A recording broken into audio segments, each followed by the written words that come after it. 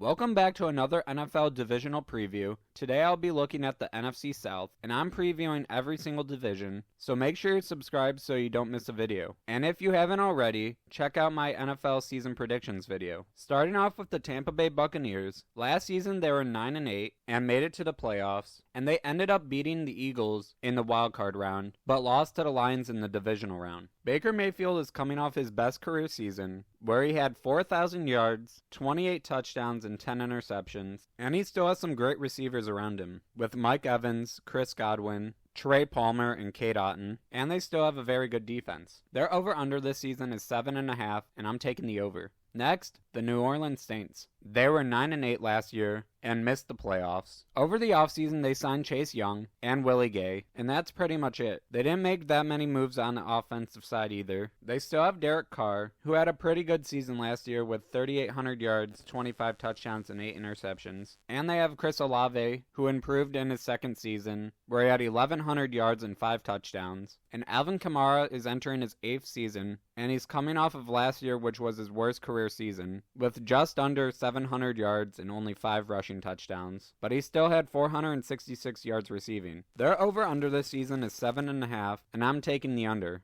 Next, the Atlanta Falcons. In 2023, they were 7-10, and that's pretty disappointing because of how much talent they have on that roster, with Bijan Robinson, Drake London, and Kyle Pitts. But over the offseason, they added Kirk Cousins, Matthew Judon, and Justin Simmons. So now they have a great quarterback, and they improved their defense a lot. Last season in Bijan Robinson's rookie year, he had 976 yards and 4 touchdowns, while also having 58 receptions for 487 yards and 4 receiving touchdowns. And Drake London also had a good year, having 69 receptions for 905 yards and 2 touchdowns. And Kyle Pitts is coming off a much better season from 2022, but still worse than his rookie season, where he had 53 receptions for 667 yards and 3 touchdowns. Their over-under this season is 9.5, and I'm taking the over, and they're going to be much better than they were last season.